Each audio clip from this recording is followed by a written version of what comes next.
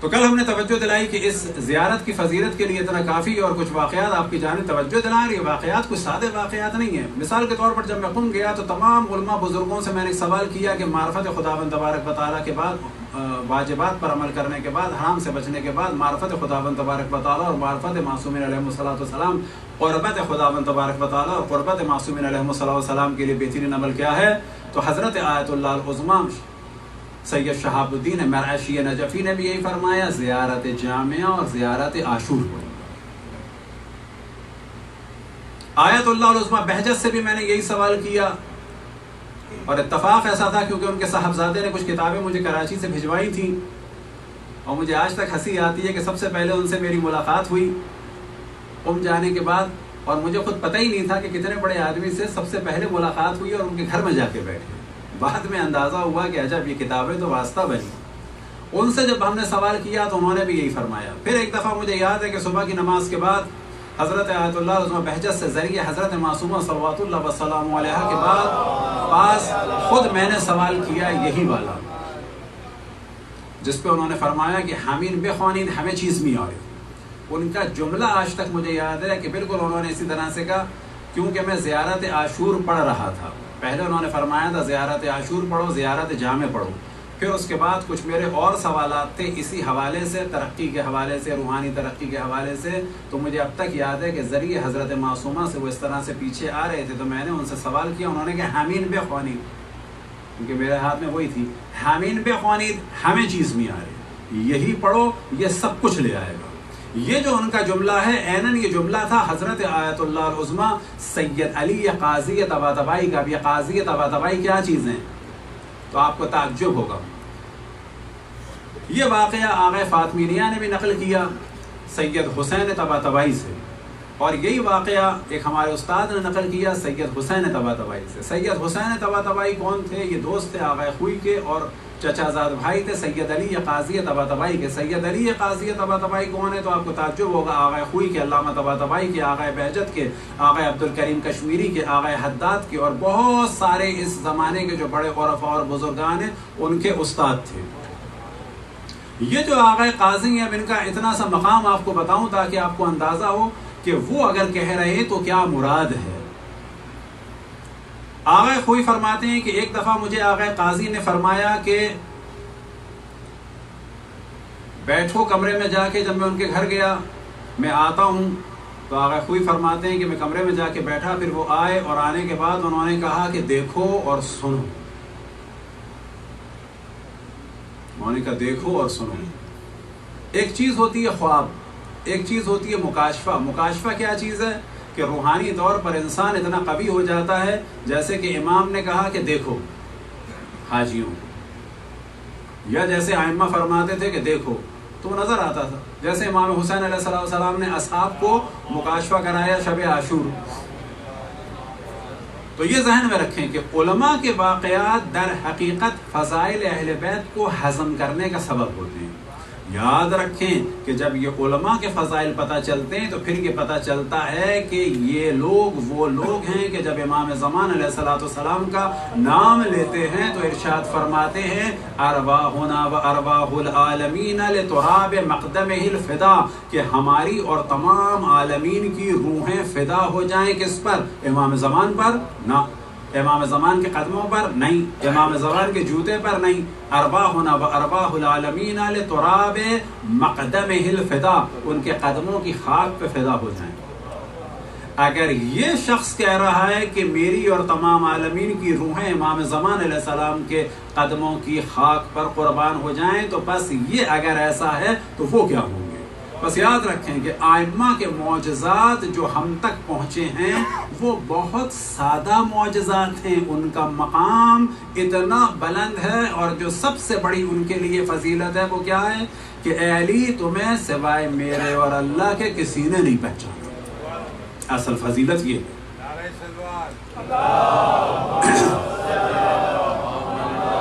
اب آقا قاضی فرماتے ہیں آقا خوئی سے کہ دیکھو اور سنو، تو آقا خوئی فرماتے ہیں کہ اس وقت 25-26 سال کا تھا، میں نے دیکھا کہ میری عمر گزر رہی ہے، یہاں تک کہ میں نے دیکھا کہ میرے درس میں لوگ آ رہے ہیں، یہاں تک کہ میں نے دیکھا میری داڑھی سفید ہو گئی، یہاں تک کہ میں نے دیکھا کہ میرے درس میں لوگ بڑھنے لگے، دنیا میں میری تقلید ہو گئی، یہاں تک کہ میں نے چھاپ خانہ دیکھا جہاں توضیح المسائل چھپ رہی تھی، اپنے میں نے شاگردوں کو دیکھا، عمر گزرنے لگی، یہاں تک کہ میں نے مولا امیر المومنین کے حرم سے ندا سنی کہ آیت اللہ العظمیٰ سید ابو القاسم خوئی کی وفات ہو گئی، اور یہ سارا منظر دیکھ کے میں گھبرا سا گیا، جس پر مجھے تعجب تھا اور میں پوچھنے میں رہ گیا، میں پوچھ نہیں پایا کہ اتنی میری شہرت ہوگی لیکن میری میت میں لوگ کیوں کم ہیں، اور یہ واقعہ حل ہوا ان کی میت پر کہ کیوں کم تھے۔ اگر کوئی کہتے ہیں کہ میں اتنا گھبرا سا گیا تھا کہ میں سوال نہیں کر پایا کہ میری میت میں لوگ اتنے کم کیوں ہیں۔ اب آقا قاضی فرماتے ہیں، یہ ہیں آقا قاضی، اب آقا قاضی فرماتے ہیں کہ اگر تم گھبرانا چاہتے تو پھر تمہیں میں برزخ دکھاتا، پھر تمہیں محشر دکھاتا۔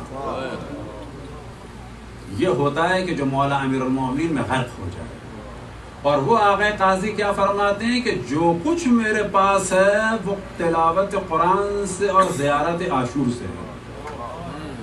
یہ قاضی تبا تبائی، صلوات پڑھیں پر محمد والا۔ اور آیت اللہ العظمیٰ بہجت فرماتے ہیں کسی نے انہیں خواب میں دیکھا کہ آپ کو کوئی حسرت ہے، تو انہوں نے فرمایا ایک حسرت ہے، میں ہر روز ایک زیارت عاشور پڑھتا، ایکاش کے 2 دفعہ پڑھتا۔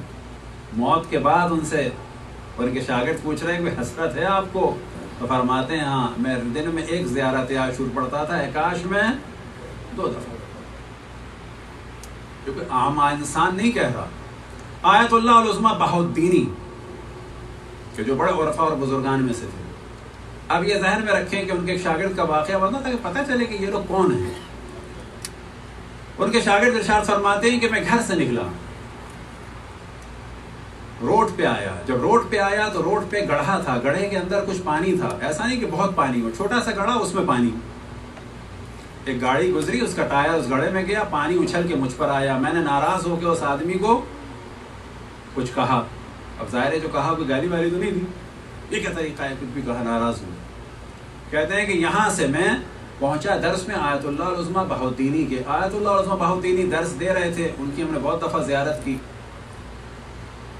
وہ درس دے رہے تھے، درس دینے میں کہتے ہیں کہ کبھی کبھی ایسا بھی ہوتا ہے کہ لوگ گھر سے نکلتے ہیں اور روڈ پر ایک گڑھا ہوتا ہے، اس میں پانی ہوتا ہے، ٹائر پانی میں چلا جاتا ہے، ڈرائیور کا ارادہ نہیں ہوتا ہے پانی اچھالنے کا، بس اگر ڈرائیور کا ارادہ نہیں ہے پانی اچھالنے کا تو اس کی توہین کرنا صحیح نہیں ہے، اسے کچھ کہنا صحیح نہیں ہے۔ اب شاگرد سمجھ رہے ہیں کہ یہ نصیحت کر رہے ہیں، پتہ نہیں یہاں سے وہاں کہاں چلے گئے، اور وہ سمجھ رہے ہیں کہ عجب میں گھر سے نکلا ہوں اور یہ مجھے وہاں دیکھ رہے تھے۔ یہ وہ لوگ ہیں کہ جو ائمہ کے فضائل میں شک نہیں کرتے۔ وجہ کیا ہے؟ یہ کہتے ہیں یہ ایسے ہیں، یہ آقا بہاؤالدینی، یہ آقا بہجت، یہ آقا قاضی یہ کہہ رہے ہیں کہ ہماری اور تمام عالمین کی روحیں امام زمان کے قدموں کی خاک پہ قربان ہو جائیں، بس یہ ایسے ہیں تو وہ کیا ہوں گے۔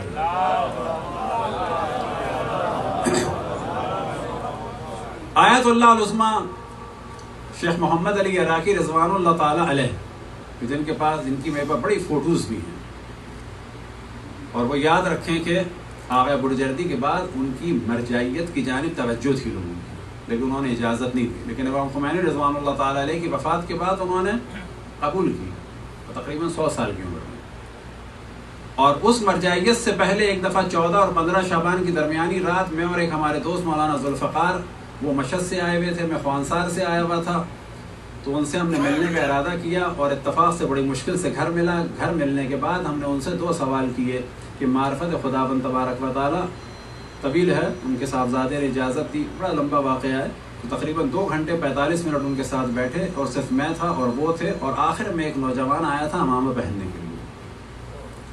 2 گھنٹے 45 منٹ تقریباً انہوں نے گفتگو فرمائی۔ اصل معرفت خداوند تبارک و تعالیٰ اور معرفت امام زمان علیہ السلام، ان کی بھی نصیحت یہی تھی، اور ساتھ میں انہوں نے ایک واقعہ سنایا، اسی زیارت عاشورہ کے حوالے سے خود انہوں نے سنایا۔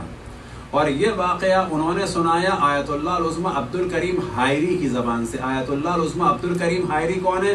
جنہوں نے قم کو آباد کیا، امام خمینی کے اور آغا بہجت کے اور امام خمینی اور آغا عراقی وغیرہ کے استاد. اور انہوں نے نقل کیا کس سے؟ اپنے استاد آیت اللہ العظمیٰ فشارکی سے. اور یہ واقعہ بیان کیا جب سامرہ میں طاعون آیا ہوا تھا. یہ واقعہ خود آیت اللہ العظمیٰ عراقی نے سنایا اور خود میں نے سنا.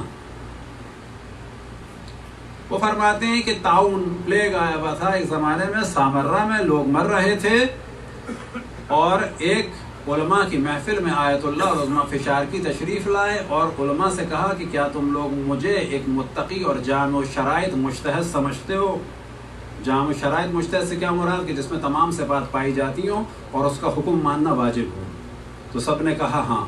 تو آپ نے فرمایا کہ میں تم لوگوں کو حکم دیتا ہوں کہ 10 دن زیارت عاشورہ پڑھو حضرت نرجس خاتون سلام اللہ علیہا کی نیابت میں اس مشکل سے بچنے کے لیے.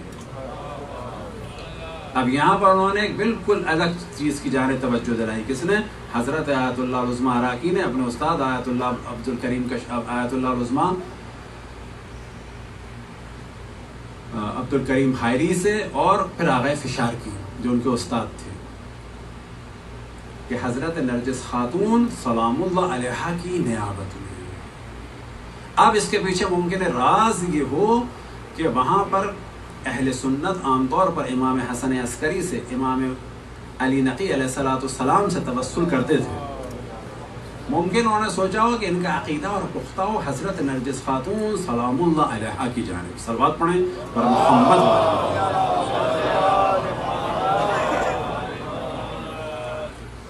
اسی طریقے سے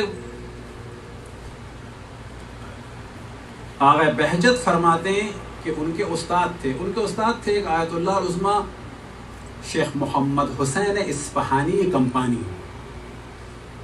اب ان کا آپ کو واقعہ سناؤں. جب میں نے پہلی دفعہ یہ واقعہ سنا تھا، اور یہ واقعہ میں نے آیت اللہ العظمیٰ بہجت کے ایک صاحبزادے کے ذریعے سے سنا بھی تھا اور پڑھا بھی تھا، تو مجھے رونا سا آنے لگا تھا. اب یہ ایک تصور کریں کہ ایک نوجوان ہے جس کے باپ کی کمپنی ہے ریلوے کی ٹھیکیدار ہے اور مالدار نوجوان ہے، اور نجف میں پڑھنے کے لیے گئے ہیں.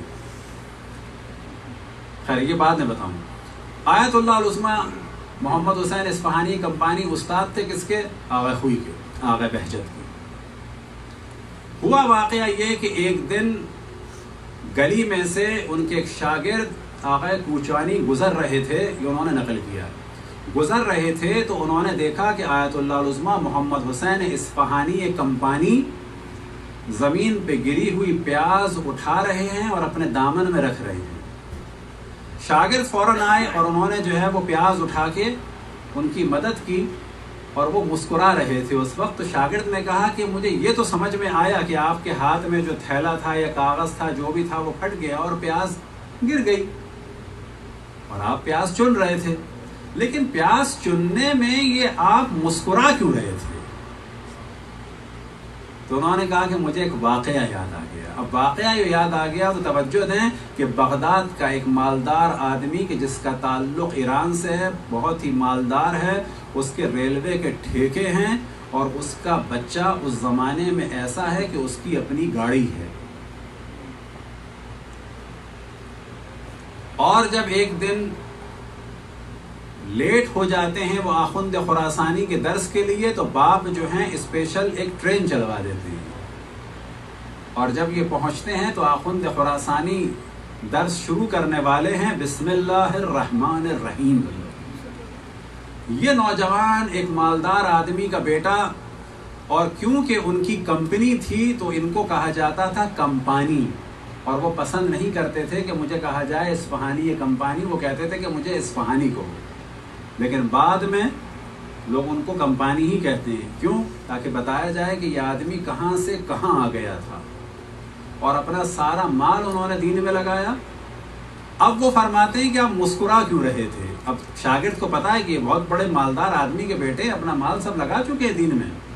کہنے لگے کہ جب میں نجف آیا تھا تو ایک دن حرم مولا امیر المومنین علیہ السلام میں زیارت میں مصروف تھا، اور میرے ہاتھ میں ایک تسبیح تھی جو انتہائی قیمتی تھی اور جواہرات کی تھی، اور تسبیح کی تلاوت میں کر رہا تھا، زیارت میں مصروف تھا، تسبیح میرے ہاتھ میں تھی، اور تسبیح کا دھاگا ٹوٹا اور اس کے جواہرات پھیل گئے۔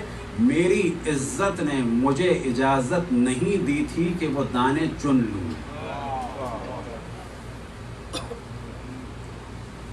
لیکن آج الحمدللہ گلی میں میرے ہاتھ سے پیاز گری، وہ مجھے اٹھانا مشکل نہیں لگ رہی۔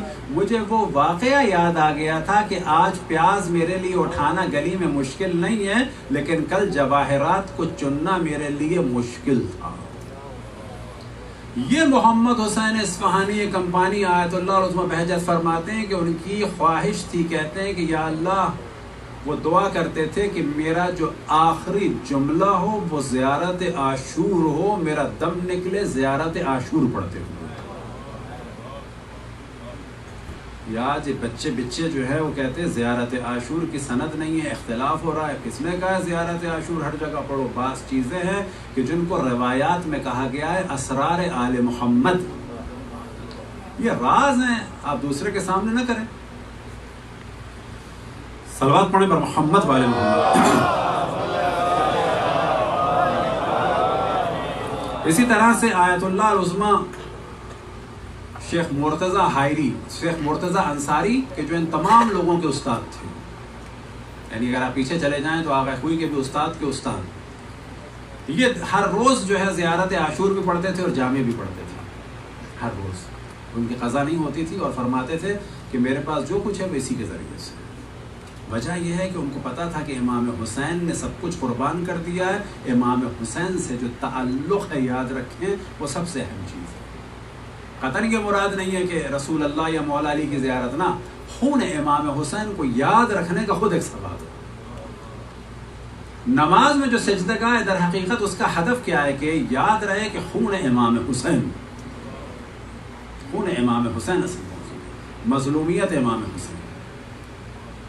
علامہ امینی کے فرزند فرماتے ہیں کہ میں نے اپنے والد کو کئی سال کے بعد خواب میں دیکھا، وہ بڑے خوش تھے۔ علامہ امین کون کہ جن کی اہم ترین کتاب ہے الغدیر۔ میں نے سوال کیا کہ یہ سب کچھ آپ کو کس کے ذریعے سے ملا؟ وہ فرماتے ہیں کہ کس کے ذریعے سے؟ زیارت امام حسین کے ذریعے سے۔ تو کہتے ہیں میں نے خواب میں کہا کہ ایران عراق کے حالات خراب ہیں، تو ہم کیسے جائیں؟ تو ہم تو نہیں کر سکتے۔ تو کہتے ہیں میرے والد نے خواب میں کہا جہاں بھی مجلس امام حسین ہو وہاں جاؤ، وہی ثواب ملے گا۔ جہاں بھی مجلس امام حسین ہو وہاں جاؤ، وہی ثواب ملے گا۔ پھر کہتے ہیں میں نے تمہیں بارہا توجہ دلائی تھی کہ زیارت عاشورہ کو فراموش نہ کرنا، میں تمہیں کتنا یاد دلاتا تھا زیارت عاشورہ پڑھو۔ فرماتے ہیں جو کچھ مجھے یہاں ملا ہے وہ کس کے ذریعے سے؟ زیارت امام حسین، خصوصاً زیارت عاشورہ کے ذریعے سے۔ صلوات پڑھیں پر محمد والے۔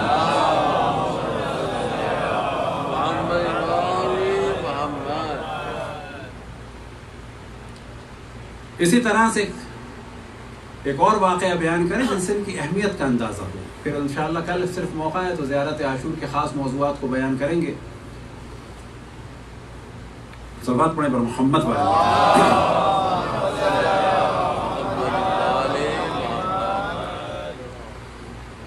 آیت اللہ دستغیب شیرازی اپنی کتاب میں نقل فرماتے ہیں، داستان ہے شگفت انگیز میں، کہ نجف میں ایک بہت ہی متقی آیت اللہ شیخ جواد مشہور تھے۔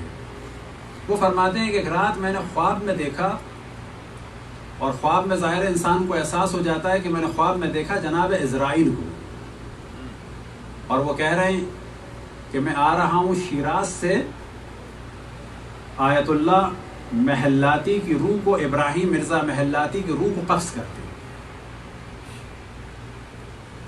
تو انہوں نے کہا کہ اچھا، تو ان کا حال کیسا ہے برزخ میں؟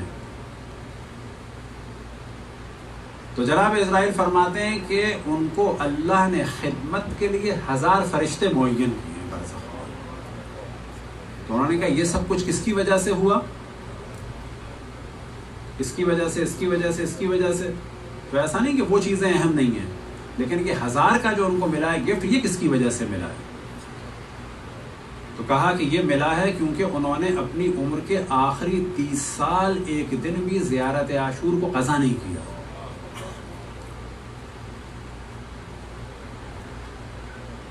یہ فرماتے ہیں کہ میں آیت اللہ العظمیٰ محمد تقی شیرازی کے پاس آیا. اب یہ آیت اللہ العظمیٰ محمد تقی شیرازی کون ہے؟ یہ وہ ہے جنہوں نے 1920 میں فتویٰ دیا تھا برٹشر کو نکلنے کے لیے انگلینڈ سے. اس کے بارے میں ہم یوٹیوب پہ پورا ہمارا کلپ ہے، اہم 5 فتوے جس کو لوگ نہیں جانتے.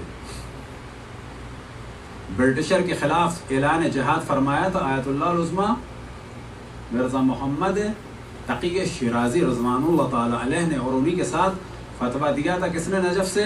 آیت اللہ العظمیٰ سید سعید حبوبی رضوان اللہ تعالیٰ علیہ. یہ جو آج بعض ادھر ادھر بولتے رہتے ہیں کہ جی نجف میں سیاست نہیں تھی، ایران میں پہلی پارلیمنٹ بنی ہے آخوند خراسانی اور نجف کے علماء کے حکم سے. برٹشر کے خلاف فتویٰ سب سے پہلے نجف سے آیا تھا. کس کا؟ آیت اللہ العظمیٰ مرزا حسن شیرازی اول کا تمباکو والا فتویٰ. اس وقت اس کا ٹائم نہیں ہے، جس میں پوری برٹشر کی سیاست کو پلٹ کے رکھ دیا تھا. برٹشر کے خلاف فتویٰ دیا تھا کس میں؟ ایک موضوع ہے رائٹر کہ جس نے پورے ایران میں سازش کا جال بچھایا تھا. فتویٰ دیا تھا آیت اللہ العظمیٰ ملا محمد کنی نے. پھر برٹشر کے خلاف فرسٹ ورلڈ وار کے بعد فتویٰ دیا تھا کس نے؟ آیت اللہ العظمیٰ محمد تقی شیرازی نے. اور 1920 میں عراق سے برٹشر کو نکلنا پڑا تھا محمد تقی آیت اللہ العظمیٰ محمد تقی شیرازی کے فتوے کی وجہ سے. یہ تھے آیت اللہ العظمیٰ محمد تقی شیرازی. کوئی سادی چیز نہیں تھے، مرجع تقلید تھے، مرجع کل تھے. البتہ ذہن میں رہے اٹلی کے خلاف فتویٰ دیا تھا کس نے؟ آیت اللہ العظمیٰ سید ابوالحسن اصفہانی نے لیبیا کی حمایت میں. یہ آج کچھ لوگ جو سیاسی بنتے ہیں اور نجف کا مذاق بناتے ہیں، شرم کرنی چاہیے. نجف بھی ہمارا ہے، قم بھی ہمارا ہے، امام خمینی بھی ہمارے ہیں، آغا خوئی بھی ہمارے ہیں، آغا سستانی بھی ہمارے ہیں، آغا خامنائی بھی ہمارے ہیں. ایک کو اوپر لانا، ایک کو نیچے لانا، یہ دین ہے. جتنی سیاسی تحریک نجف سے ہوئی ہیں یاد رکھیں اتنی کہیں سے نہیں. مرزا آیت اللہ العظمیٰ ابوالحسن اصفہانی نے فتویٰ دیا تھا اٹلی کے خلاف. کس کے لیے؟ لیبیا کی حمایت کے لیے.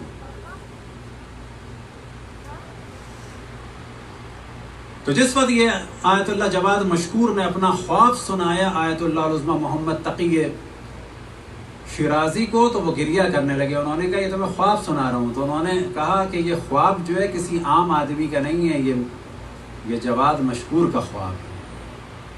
اس کے 2 دن کے بعد ٹیلی گرام آیا کہ آیت اللہ مرزا ابراہیم محلاتی کی شیراز میں وفات ہو گئی.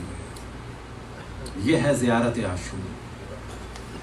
وجہ کیا ہے کہ امام حسین سے تعلق جو ہے، امام حسین سب سفینۃ النجات ہیں، سب سفینۃ النجات ہیں، یاد رکھیے. لیکن جو سب سے تیز سفینہ ہے، سب سے بڑا سفینہ ہے، وہ امام حسین کا سفینہ. سب باب الحوائج ہیں لیکن در امام حسین. وجہ یہ ہے کہ اللہ سبحانہ و تعالیٰ نے فرمایا تھا لن تنالوا البر حتی تنفقوا مما تحبون، کہ نیکی کے مقام پر اس وقت تک تم فائز نہیں ہو سکتے جب تک جن چیزوں سے تم محبت کرتے ہو ان میں سے کچھ قربان نہ کرو. امام حسین نے کچھ نہیں قربان کیا، سب کچھ قربان کیا.